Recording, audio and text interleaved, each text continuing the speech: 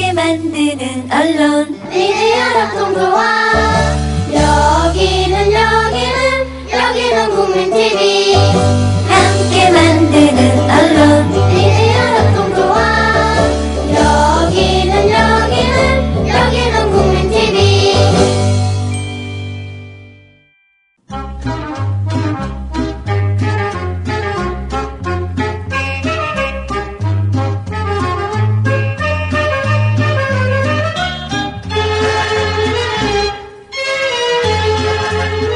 이영미의 흥남부대 금순이는 어디로 갔을까? 눈보라가 비날리는 바람찬 흥남. 일본의 마이니치 신문사라고 있죠. 매일신문. 이 매일신문이 그 히로히토 천황의 치세라고 할 수 있겠죠. 소화 시대를 정리하면서 마이니치 신문사에 수록됐었던 그런 사진들을 중심으로 해서 1억 인의 소화사라는 시리즈의 잡지를 낸 적이 있었습니다. 잡지라고 할까요? 단행본을 시리즈물로 낸 거죠. 거기 보면은 정말 패전, 군국주의 시대의 패전 그리고 재건을 하는 일본의 그런 여러 모습들, 전통과 현대가 만나는 모습들, 이 생활사들이 나오고 있는데요. 그렇습니다. 사진으로 그렇게 정리할 수도 있겠습니다만 문화로 정리하는 것, 음악으로 정리하는 것, 이건 역시 매우 의미 있고 일단 재미가 있어요. 네. 그런 재미가 있는 이영미의 흥남부대 금수인은 어디로 갔을까? 오늘도 이영미 선생 나오셨습니다. 안녕하십니까? 안녕하세요. 네. 그림이 그려진다라고 하지만 저 같은 사람은 그래 소리가 들려 이렇게 얘기할 수도 있겠죠. 네. 그렇죠. 그림이 그려진다는 것이 굉장히 시각으로 비유를 모든 것을 그렇게 비유하는 거니까요. 네. 예. 근데 소리를 들으면 아 그때 생각이 나라는 그런 거 있잖아요. 그렇죠. 분명히 그런 것도 있습니다. 네. 그런 다음에 아 그때 그림이 그려져. 예. 오늘도 느꼈는데 우리는 음악을 떠나서는 하루도 살 수 없다. 네. 특히 도시의 삶이라는 것은 그렇죠. 하루가 뭡니까? 예. 그냥 공기같이 내가 선택하지 않아도 들리는 거니까요. 네. 하다못해 지하철을 타도 그쵸. 버스를 타도 걸어 다녀도 말이죠. 빠바바바바바바밤 따다다다단. 그렇죠. 갈아탈 준비를 하셔야 됩니다. 네, 드디어 70년대로 네, 이제 본격적으로. 됐습니다. 그래서 네. 이제 오늘 1968, 69년 정도부터 그 청년문화 붐이 올라온다. 네네. 물론 이제 지난주에 64년에 조짐이 있었고 네. 몇 년만 있으면 히트할 작품들이 그때는 다 망했다. 이런 다 말씀, 망했다. 그런 네. 말씀 드렸는데 네. 오늘은 그 68, 69년부터 시작해서 71년에 주류의 판이 뒤집히는 데까지의 개략적인 흐름을 이제 한번 쭉 훑고요. 그 다음에 다음 주부터 좀 차근차근 하나씩 이렇게 다시 한번 짚어나가겠습니다. 네. 자, 그래서 오늘 보니까 이제는 저도 할 얘기가 좀 더 많아지고 큰일 났다 이거 어떡하죠 이거. 큰일 났어요. 네. 우리 이 70년대 언제 끝날까 모르겠어요. 하여튼 이 노래부터 들어야 돼요. 무조건. 네, 무조건. 트윈폴리어의 웨딩 케이크. 아우.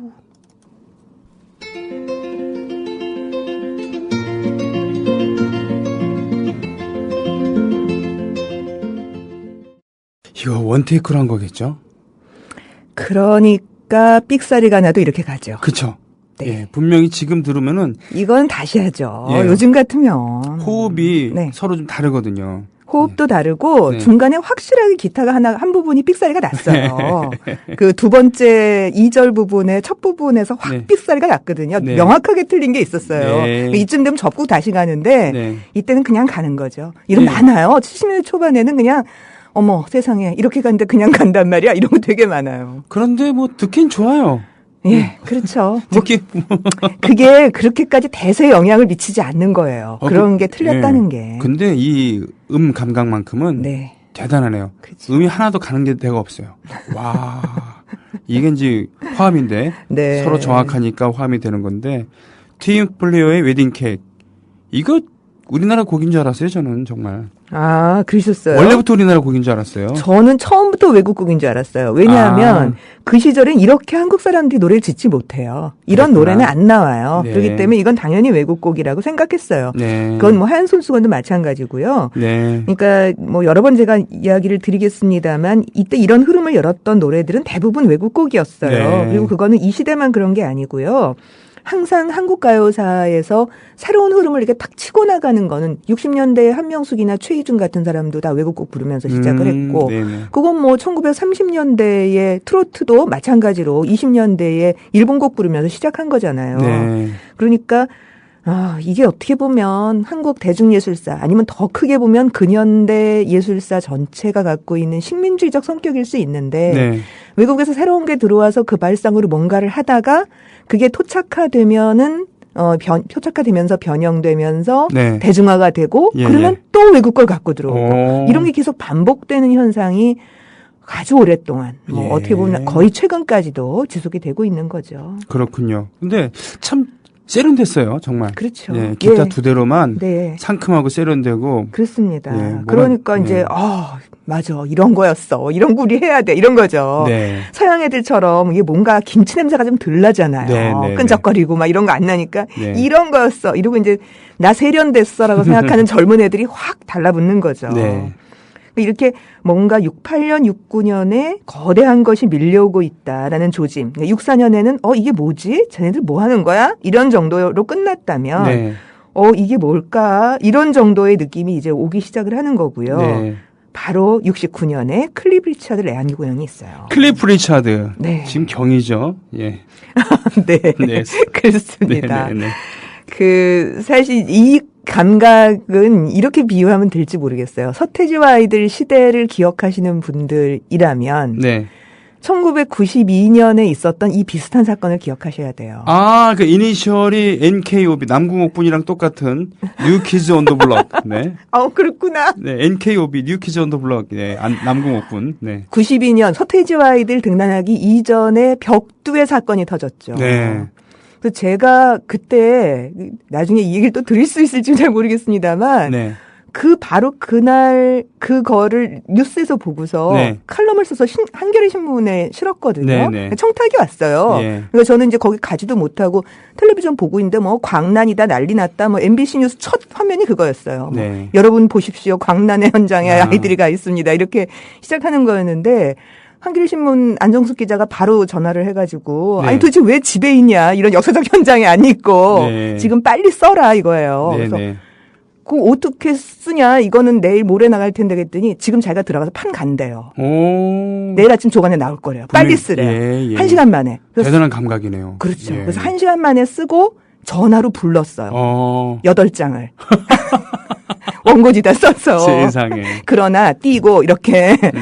그리고 정말 아침에 한겨레신문 받아보니까 제 글이 일면에 나보긴 처음이에요. 오. 그러니까 리영희 선생이나 백낙성 선생 쓰는 칼럼 쓰는 그런 게 아니거든요. 아니라? 거의 예. 거기 딱 났어요. 오. 근데 이제 그때 제가 썼던 게 클리프 리차드 생각해봐라. 네, 네. 그때 그 앞에서 광란을 벌였던 여학생들의 정확하게 아들, 딸들이 얘네들이다. 그렇군요. 예, 엄마들 흥분하지 마세요.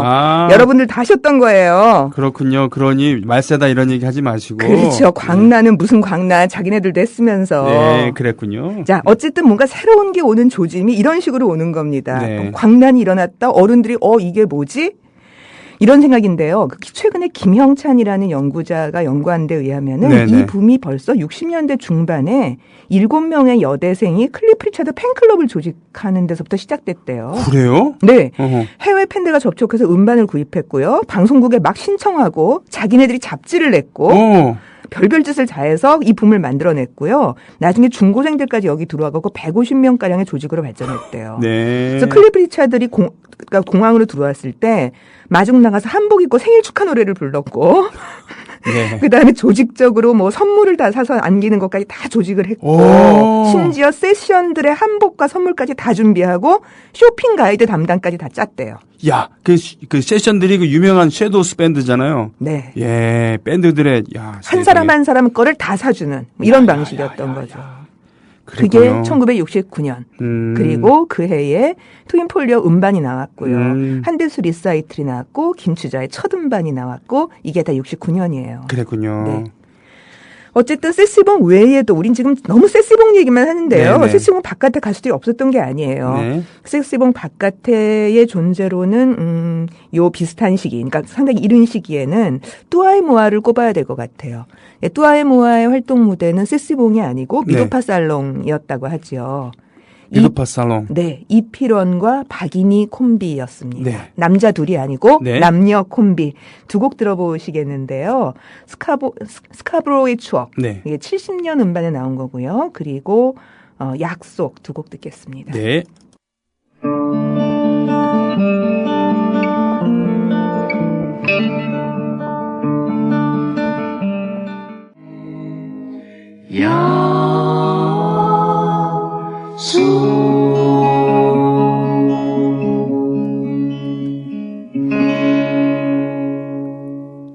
너와 나란 뜻이죠? 또아의 무화가 그죠? 그렇죠. 예. 애가 엔드고요. 네네네. 또아가 유, 네. 무아가 나 그런 거죠. 또아의 무화. 예, UNI 네. 그런 겁니다. 그렇죠. 근데 뭔가 좀 그 불어를 아는 사람들은 알겠지만 네. 또아의 무화, 라나의 로스포, 있어 보이죠. 세시봉 진짜 있어 보이는데 라나에로 스포는 불어가 아니고 이탈리아어예요. 아, 이탈리아입니까? 예. 아, 라나에로 스포는 하여튼 그 트윈폴리오 두꺼비와 개구리. 네. 세시봉은 아주 좋아하는 거죠. 네, 네, 예. 아주 좋아. 시봉, 세시봉. 뭔가 있어 보이는데, 예. 그 불어 뭐 유럽이나 서유럽에 대한 동경, 네, 네. 뭐 미국까지를 포함해서 그런 거는 왜 우리한테는 아직도 그런 거 있잖아요. 미국은 물질 중심의 나라고 유럽은 네. 뭔가 문화 중심의 나라다. 이런 그 생각이 여전히 내려오고 있는데요. 네. 특히 해방 이후에 50년대 실존주의 발언 같은 게 불면서 프랑스에 대한 동경이 굉장히 높아졌어요. 그렇군요. 독일하고 조금 사르트라던가 등등등. 예, 뭐 까미나 뭐 이래가지고 특히 이게 불어 그럼 낭만적이고 뭐 이렇다고 생각하니까 여자들이 갖고 있는 또 프랑스에 대한 또 미술 뭐 이런 거 있잖아요. 네, 그래서 네. 그 동경이 훨씬 컸죠. 그래서 이때 불어를 뭐 이렇게 한 거 되게 많아요. 그랬군요. 예, 프랑스 노래가 들어오기도 했었고. 예. 어쨌든 노래는 트윈폴리오가 훨씬 잘하죠. 네. 박력도 있고. 예, 음도 정확하게 맞고 뚜아의 모아에 비해서. 근데 이 동성 듀오가 갖고 있는 거와 다른 혼성 듀오의 매력이 있어요. 그렇죠. 남녀가 같이 부르니까. 일단 보는 것만 해도 흐뭇하잖아요. 그러니까 이게 친구 사이가 아니라 애인 사이의 느낌을 주는 그런 구성이고요. 네. 그래서 트윈폴리오와 뚜아의 모아가 등장을 함으로써 1960년대가 브라더즈와 시스터즈의 시대였다면 네네네. 뭔가 정확하게 맞춰서 네 명이 사중창을 깨끗하게 하거나 네네네. 아니면 트리오가 뭐 깨끗하게 뭔가를 하는 게 아니라 네. 우리 친구들끼리 한번 노래 한번 맞춰볼까? 이런 느낌으로 노래를 부르는 거예요. 혹은 애인들끼리 네. 우리 뭐 한번 해볼까? 이런 느낌으로 듀엣의 전성시대가 이때부터 막 열리기 시작합니다. 그렇군요. 네. 또아의 모아에서 주목할 점은 트윈폴리오가 못한 지점이 하나가 있는데요. 그걸 해낸 거예요. 그게 창작곡이에요. 사실 두 번째 들으셨던 약속은 창작곡이거든요. 네. 이필원. 네. 박인희 작사 이필원 작곡인데 예. 물론 최근에 이게 뭐 표절 이야기가 있다고는 합니다. 일본 거 표절인가 네, 뭐 이런 네, 그런 이야기가 얘기가 있죠. 있어요. 예, 네. 예. 근데 어쨌든 70년의 음반이 나온 거니까요. 트윈폴리오는 정말 100% 외국곡이거든요. 심지어는 영광 나의 대한민국 이거 네. 이것도 번안해서 불렀고요. 그거는 음반에 실린 건 아니죠. 나중에는 실렸어요. 나중 예. 음반에. 예, 근데 예. 초기에 실렸던 건 아니고 그거는 그 전에 훨씬 더 많이 여러 명이 부르고 있었어요. 그냥 조국 창가라는 이름으로 그야말로 널리 불렸던 노래이기 때문에 그렇죠. 그게 이제 그냥 들어간 거죠. 그 곡에 가사를 바꿔서 네. 뭐라나 영원토록 이렇게 부르기도 하고요. 네. 하여튼 클리프 리차드의 곡을 번안하거나 네. 하여튼 생각지도 않은 그렇죠. 그런 그러니까 곡까지 우리나라 사람이 다 지은 가사는 지은 게 많아요. 근데 네. 곡까지 다 지은 게 거의 없는데 없습니다. 또아의 모아는 첫 음반서부터 어쨌든 표절이건 어쨌건 간에 자기 이름 걸고서 노래를 냈고 그것은 두 번째 음반으로 70년 같은 해에 나온 두 번째 음반으로 바로 이어집니다. 아, 예, 예. 예, 그거는 박인희 작사 박인희 작곡인데요. 예. 그리운 사람끼리 듣겠습니다. 아, 저도 이 노래 좋아합니다. 듣겠습니다.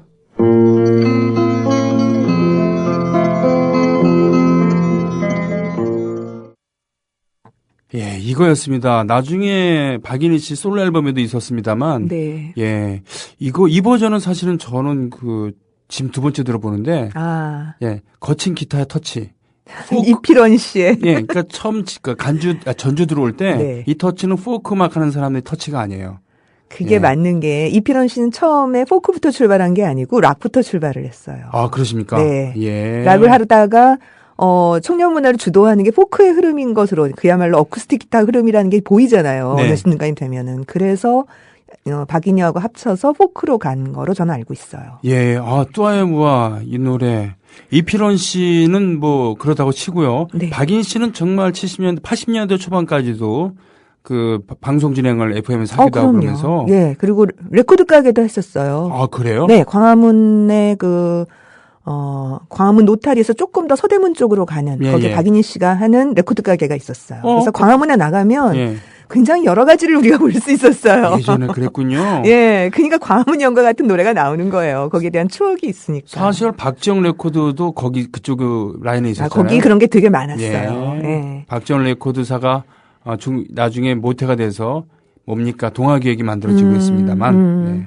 어쨌든 여성 싱어송라이터의 출발이란 점은 참 놀라워요. 네. 우리 지금까지도 보세요. 여자가 노래 지어가지고 뭐 하는 거 굉장히 드물어요. 80년대까지 거의 없어요. 그렇습니다. 한번 생각해 보세요. 여자 작곡가, 여자 싱어송라이터, 가수는 있지만 근데 우리는 언더그라운드 그러면 다 싱어송라이터랄 거라고 생각하잖아요. 네. 근데 초기에 장필순, 한영애 다 다른 사람이 만들어준 곡 부른 거예요. 그렇군요. 네, 그렇게 생각하면 거의 없는데 90년대 가서 권진원 네. 뭐 그 정도예요. 그러면서 이제 락커들 나오면서 뭐 자우림의 리더가 김윤아가 되고 이런 건 굉장히 새로운 일이었고요.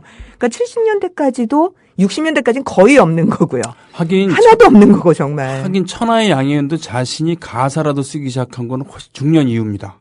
아니에요. 70년대 중반에 이미 있어요. 그래요? 네. 오, 예, 이미 그렇군요. 내 꿈을 펼쳐라 같은 것이 자신의 가사예요. 가사는? 예, 가사는. 그렇군요. 곡은 아니에요. 그러니까 아니었고. 곡은 안 짓고 곡은 나는 아니다 이렇게 생각하고 있는 것 같아요. 그랬군요. 근데 그나마 이렇게 싱어송라이터가 양희은이 가사를 쓰든 곡까지 쓰는 박인희가 있든 간에 70년대의 포크 시대가 되면서 여자가 노래의 창작자로 등장하기 시작해요. 그랬군요. 네, 이건 예. 굉장히 의미 있는 지점이고요. 그런 점에서도 이 팀은 좀 놀랍습니다. 네, 근데 네, 네. 이 70년 이 시절까지 지금 딱 여기까지 들어온 얘기까지는 아직 텔레비전을 못 갔어요. 그래요? 여전히 음악 감상실, 라디오, 음반 여기에 머물고 있는 거예요. 네. 그러다가 이게 텔레비전 쪽은 이제 텔레비전은 아직도 조영남, 최은희의 시대가 계속되고 있는 거죠. 네. 그러다가 지금 이러한 진짜 포크의 흐름들이 텔레비전까지 들어가서 성공을 거두는 때가 71년이에요. 71년도에. 예, 이때부터 드디어 이제 판이 약간 뒤집히는 것 같은 느낌이 있는 거죠. 네. 그러니까 68년이 조영남, 최영희가 들어와서 약간 뭔가 뒤집히는, 한 번 뒤집히고. 한 번 뒤집히고. 그 다음에 71년에 텔레비전가에 이 수많은 조영남을 넘어선 사람들이 들어오면서 다시 한 번 뒤집히는 겁니다. 네. 그걸 뒤집히게 한 두 곡의 노래가 있는데요. 네. 그 중에 하나가 라나의 로스포의 사랑해입니다. 이 쉬운 노래. 이겁니까? 네. 예.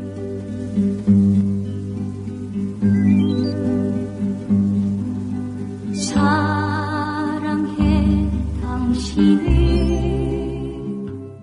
70년대 외국인이 우리나라에 와서 처음 배우는 노래 중에 하나였다고 그렇죠. 하는. 예. 네. 물론 서양 계통의 앵글로 섹슨계의 그 외국인들이었겠지만. 아니면 필리핀이라도. 아, 그렇군요. 예, 필리핀 사람들도 오면 거기서 제일 많이 알려진 한국 노래가 뭐냐. 그럼 80년대까지도 네. 사랑해였다고 그래요. 왜냐하면 이거는 가사만 빼놓으면은 그냥 아주 쉬운.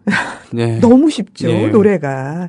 그러니까 그게 무슨 얘기냐 하면은 이렇게 쉬운 노래이기 때문에 텔레비전에서 대중적 인기를 얻는 거예요. 아, 네, 네, 그렇군요. 그렇게 봐야 돼요. 네. 그러니까 트윈폴리오 같은 노래는 너무 어려워요. 어려워서? 그거는 대중화가 안 돼요. 네. 이런 정도 노래가 돼야 되는 거고요. 지금 네. 이 라나이로스포는 한민이라고 하는 꼭 두꺼비 같이 생긴 네. 분이 주축이 돼서 여자 멤버를 계속 바꾸었던 그런 그렇죠. 팀이죠. 개구리를 계속 바꿨습니다. 예, 개구리를 바꿨어요. 근데 지금 이 목소리는 은희 씨가 멤버였던 그 첫 팀인 것 같아요. 네. 그 나중에 뭐 최한순 같은 거 산까치야 불렀던 최한순 씨도 여기 출신이고요. 네, 개구리를 정말 메뚜기 바꾸듯이 메뚜기도 한철도 아니고 말이죠. 이렇게. 정말 나올 때마다 바뀌었다 네, 그러죠. 나올 때마다 바뀌었어요. 네. 그래서 은희, 최한순 다 나와서 솔로로 다 히트곡을 냈어요. 네. 그래서 근데 은희 씨가 나와서 바로 이 사랑에 뜨고 난 다음에 바로 나와서 솔로곡 낸 게 또 떴어요. 엄청 이제- 떴습니다. 예, 그러니까 이런 식의 가늘고 단순한 노래들이 텔레비전에 들어와서 성공을 하면서 이제 드디어 판이 바뀌기 시작하는데 네. 바로 그 노래가 외국곡에 새로운 가사를 붙였던 은희의 꽃반지 끼고입니다. 아, 이것도 외국곡이군요. 외국곡이에요. 듣겠습니다.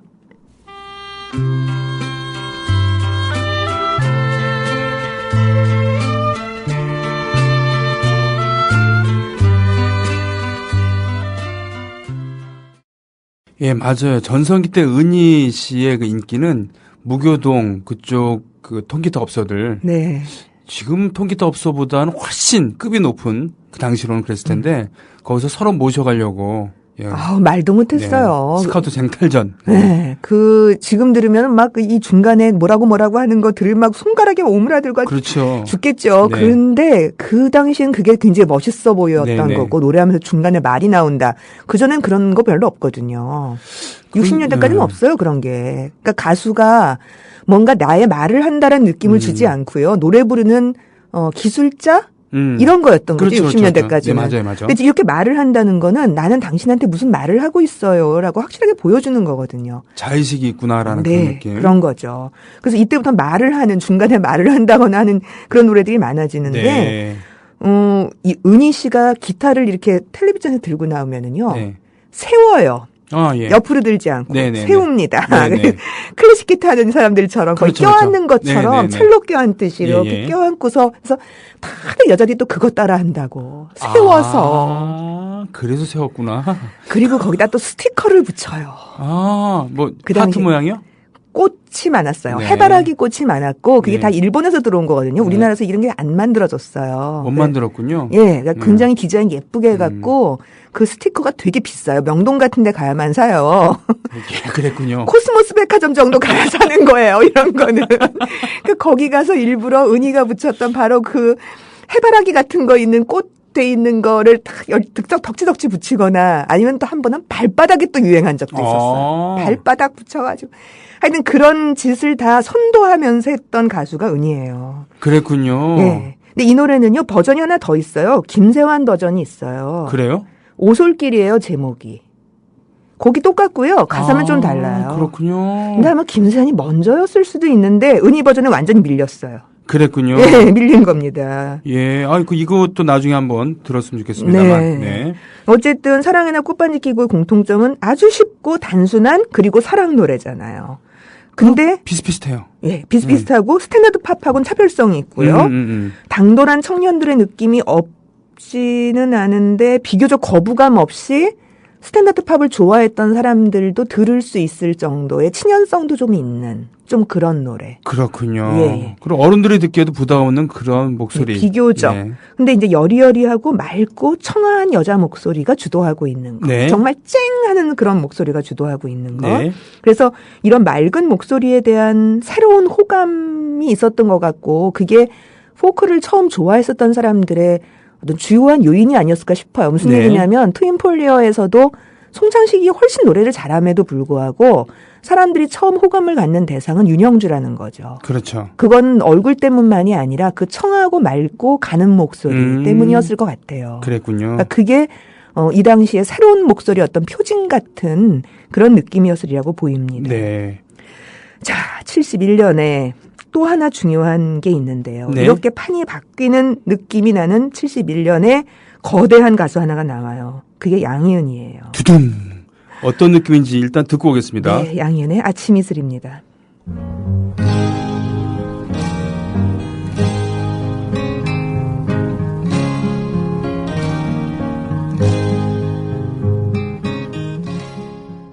김민기, 클래식 기타의 김민기, 12줄 기타의 이용복. 이 단 두 대로만 연주해서 불렀던 양현의 아침 이슬. 뭐니 해도 최고의 악기는 양현 그 자체였습니다. 그렇죠? 맞아요. 이게 네. 첫 음반이고요. 네. 71년에 김민기 버전이 이제 몇 달 후에 9월인가 10월에 나와요. 네. 김민기 첫 음반이. 네, 그래서 네. 71년에 두 개의 아침 이슬이 나오는데 이제 김민기와 양희은이라고 하는 이제 어마어마한 사람들이 71년에 등장하게 되는 건데요. 네. 둘은 아주 편곡이 다르죠. 그렇습니다. 이건 아주 화려하고 막 하프처럼 쫙쫙 치잖아요. 12줄 기타로. 네.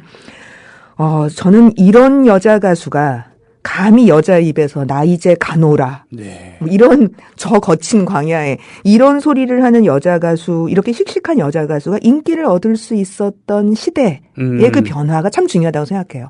뭐 가수에 나올 수도 있죠. 하지만 네. 대중이 호응 안 해주면 바로 엎어지는 거거든요. 어디서 눈을 지켜뜨릴 말이지. 이래버리면은. 그렇죠. 예. 근데 이게 멋있어서 이렇게 가야 돼라고 생각하는 판이 바뀌었으니까 이런 가수가 사는 거예요. 네. 이게 바로 이제 71년이었다라는 이야기입니다.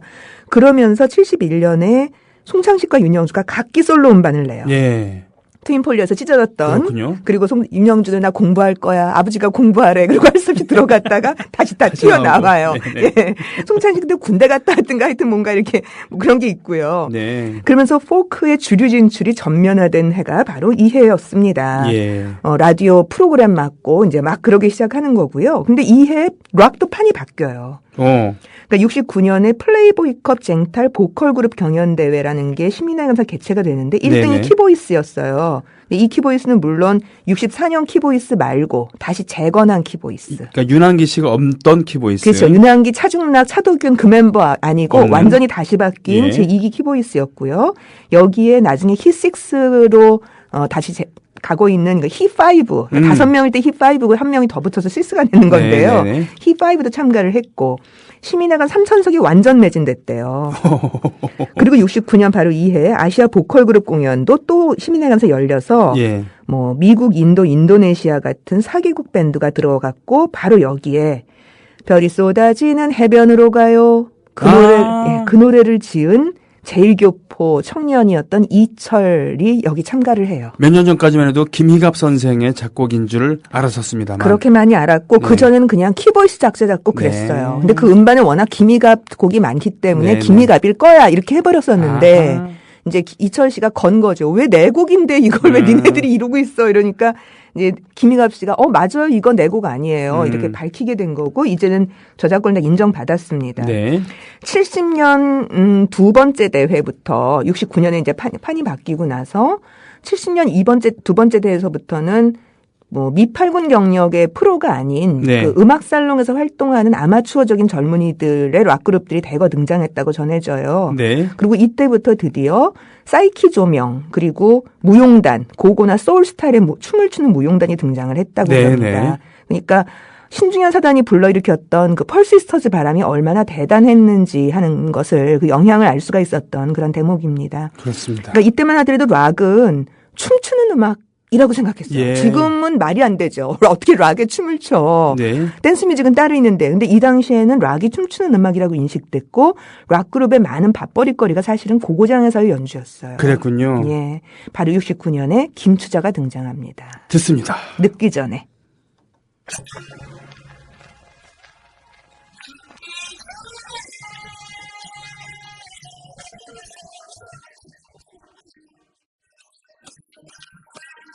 신중현 선생이 이끌었었던 밴드가 연주하는 그런 반주에 맞춰서 늦기 전에 김추자였습니다. 네, 이 음반에 월남에서 돌아온 김상사가 실려 있어서 그게 훨씬 대중적이긴 네. 했는데요. 이 곡이 더 신중현스러워요. 그렇습니다. 네. 아주 뭐 노래도 희한하고 춤도 희한해가지고 이게 바로 그 간첩 소리 나오는 바로 그 춤이에요. 이 노래가 거짓말이야가 아니고 바로 이 노래였어요. 그렇습니까? 네. 예. 네, 마지막 곡을 키보이스로 제가 골랐는데요. 네네. 해변으로 가요. 70년 곡입니다. 네. 지금 들어도 그 음반 전체에서 가장 락스러운 곡이라고 할 수 있어요. 그러니까 네. 그게 역시 그렇지 일본에서도 왔으니까 좀 그런 느낌이 확실하게 드는 거고요. 네. 근데 이제 이 텔레비전의 보수성이 락그룹을 허용하기가 쉽지가 않았어요. 네. 막 올라오고 있는데 71년 즈음에 장발을 문제 삼았어요. 결국 그 정부에서. 그래서 네. 텔레비전 방송이 71년에 좀 주춤하고 네. 어떻게 보면 포크가 그 틈에 더 빨리 성장할 수 있는 그 공백을 타고 예. 그런 측면이 좀 있는 거죠. 그랬군요. 키보이스의 해변으로 가요. 이거는 시즌송 아직까지도 네. 불려지고 있는 네. 예, 통쾌합니다. 그 브라스 지금으로 따지면 브라스라고 하는 나팔들 쫙쫙 꽝꽝 울려 퍼지고 말이죠. 네. 네. 이렇게 해서 70년대를 열어젖히는 그런 오늘 첫 그렇죠. 시간을 함께 일단 개관을 한번 했습니다. 71년까지를. 71년까지. 네. 알겠습니다. 그럼 다음 주에 뵙겠습니다. 고맙습니다. 예, 오늘 마지막 곡은 키보이스의 해변으로 가요. 이야, 이열치열도 아니고 뭡니까 이거. 듣습니다.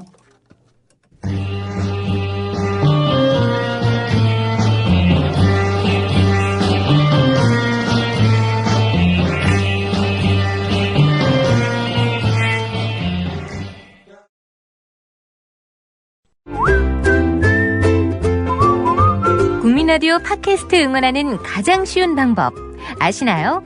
다운로드하기, 별점 주기, 댓글 달기, 구독하기. 국민라디오 팟캐스트 널리 알리는 가장 쉬운 방법. 다운로드하기, 별점 주기, 댓글 달기, 구독하기. 기억하세요. 다운로드하기, 별점 주기, 댓글 달기, 구독하기.